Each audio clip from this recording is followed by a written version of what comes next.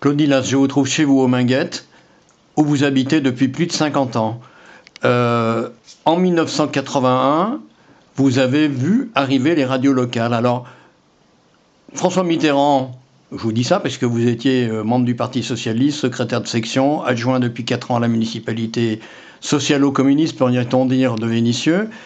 François Mitterrand avait fait la promesse de libérer les ondes. Comment vous avez vécu ce moment-là? Avec une grande joie, parce que je dirais, enfin, on va pouvoir parler des choses de proximité, avec beaucoup de liberté.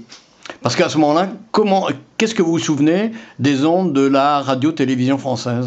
C'était pour moi une radio centralisée, avec beaucoup d'a priori, et surtout pas d'ouverture sur les milieux populaires. Alors, comment ça s'est passé concrètement à Vénissieux, puisqu'il naît l'idée dans le milieu associatif, et vous avez participé de ce mouvement, d'une radio locale? C'était pour nous, je dirais, une opportunité forte de dire enfin on va pouvoir parler. Et avec mes camarades, nous avons décidé de lancer une radio locale pour pouvoir effectivement aboutir à cette fin. Votre section socialiste était partie prenante? Pas complètement, mais en même temps, j'ai été beaucoup aidé par pas mal d'amis et de camarades qui étaient d'accord avec cette démarche. Alors, vous étiez dans une municipalité communiste. Comment le Parti communiste a vu arriver la radio? Parce que durant un temps, il s'y est intéressé. Oui, mais pour eux, il était inadmissible qu'une minorité socialiste puisse gérer une radio locale de Vénissieux. Et c'est comme ça qu'une assemblée générale avait été organisée par la mairie de Vénissieux, avec une majorité effectivement de syndicats CGT, pour pouvoir nous barrer le passage.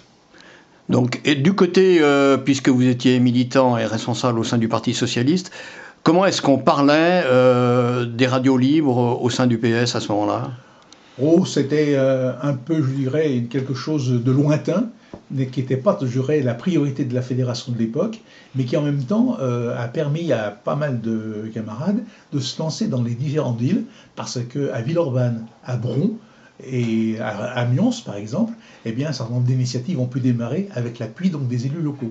Alors, le Parti socialiste, vous le disiez, était un peu timide, mais néanmoins, son secrétaire fédéral, lui, est passé en justice pour des affaires de radio, justement. Oui, mais en même temps, c'est des aventures que nous avons, je dirais, appris avec beaucoup de désespoir, mais en même temps que nous avons soutenu parce que Yvon Deschamps, à l'époque, était quelqu'un d'extraordinaire.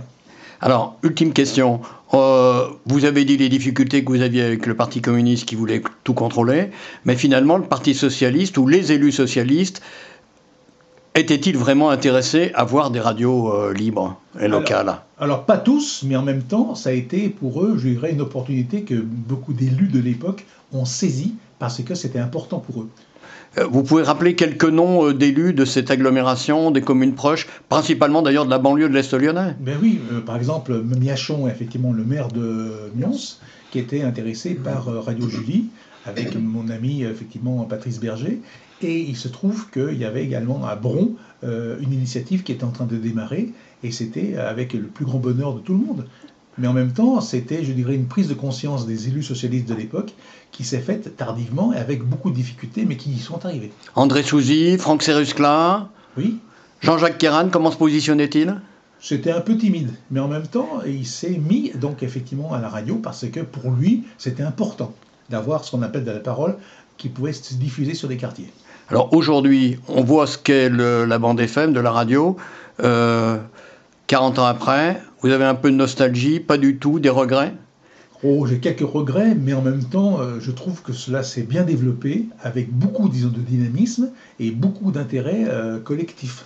Et voir qu'une radio comme Radio Pluriel, à laquelle vous avez participé à ses tout débuts, en juillet 81, existe encore aujourd'hui, ça fait chaud au cœur ou pas? Ah oui, ça fait chaud au cœur, même si on a perdu LE, mais en même temps, c'est devenu Radio Pluriel avec, disons, ce qu'on appelle la participation de militants qui étaient très impliqués.